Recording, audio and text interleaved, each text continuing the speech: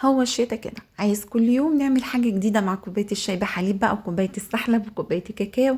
كل يوم عايزين نعمل حاجة جديدة. قاعدة بقى قلت عايزة اعمل حاجة تكون سهلة وبسيطة ومتاخدش مني وقت كتير، ولا اقعد افرد واقطع كتير. ما لقيتش الا الوصفة دي. يلا بينا نسمي الله وننزل في الكومنتات نصلي على الرسول عليه افضل الصلاة والسلام. اول حاجة معانا هجيب نص كوباية مية دافية، وهنزل فيها بمعلقة كبيرة من السكر ومعلقة كبيرة من الخميرة الفورية. هقلبهم تقليبه حلوه كده مع بعض عشان يدوبوا كويس قوي. وبعد كده هركن الكوبايه بتاعتي دي كده على جنب. هبدأ عندي هنا اجيب بولة وهنزل فيها بنص كيلو من الدقيق، ما يعادل 4 كوبايات من الدقيق. وهنزل عليها بمعلقة كبيرة من السكر ومعلقتين كبار من السمسم المحمص الحلو بتاعنا.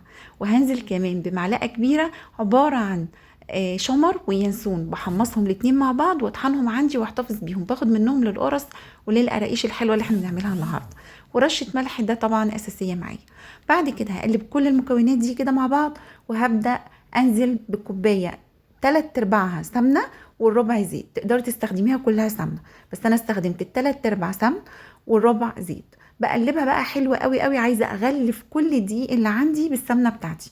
ببدا ابسها بالطريقه دي بالشكل ده. انا عايزه ما يبقاش عندي دقيق خالص ما فيهوش سمنه.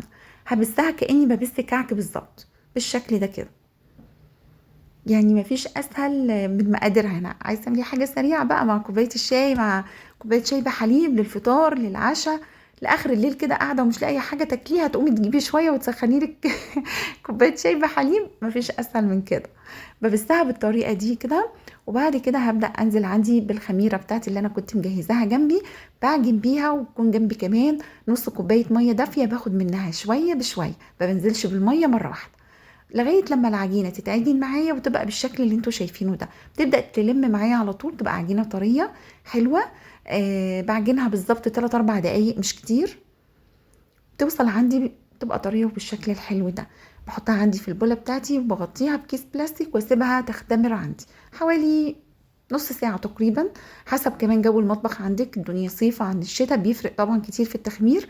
بعد كده العجينة بتاعتي اللي بيبقى فيها مادة دهنية كتيرة، او زي مثلا سمن كتير او زيت كتير، ما بتعلاش العجينة معانا اختمرت تعلى معايا، لا بتبقى مفتحة من جوه زي كده. انا حابة اوريكم الحتة دي عشان ممكن تسيبيها عندك وتقولي لا ده ما بتعلاش، لا هي شغالة حلوة قوي وبتخمر حلوة قوي.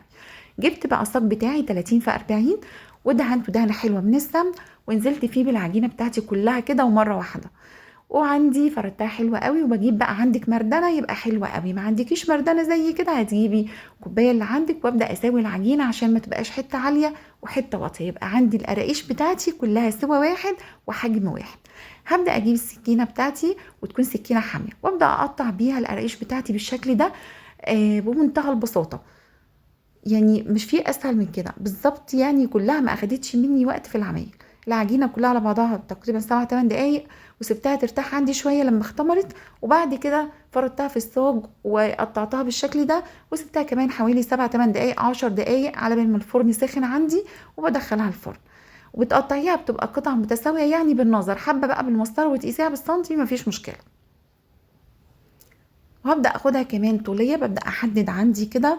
انا عايزاها بقى صوابعها طويلة، تكون الصباع طويل يكون قصير زي ما انتي عاوزة. انا قسمتها بالشكل ده كده، وانا بالنسبة لي الحجم ده حلو قوي. وبروح مقطعاها.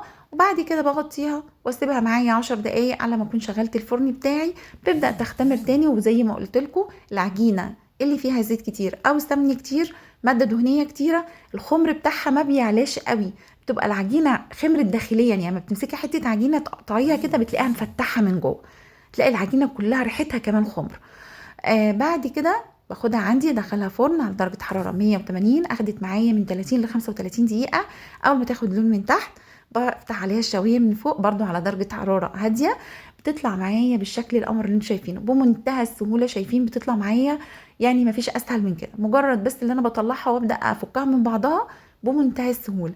فردتها مرة واحدة وقطعتها مرة واحدة، وطلع ريحتها وطعمها والله حلوة جدا جدا جدا. يعني ما تبقي انت كده قاعدة وعايزة تعملي شوية قرقيش سريعة كده، مش هتاخد معاكي بالظبط زي ما قلتلك 10 دقايق. هتكوني عملتيها وكمان شوية وهتسويها، ومع احلى كوباية شاي بلبن بقى وايه، ويعني بألف هنا. طعمها حلو، ريحتها جميله جدا، من جوه مفرغه وحلوه قوي قوي قوي. ان شاء الله تجربوا الوصفه دي، هتعجبكم جدا جدا جدا. مقاديرها سهله بسيطه، تقدري تعمليها بكل سهوله.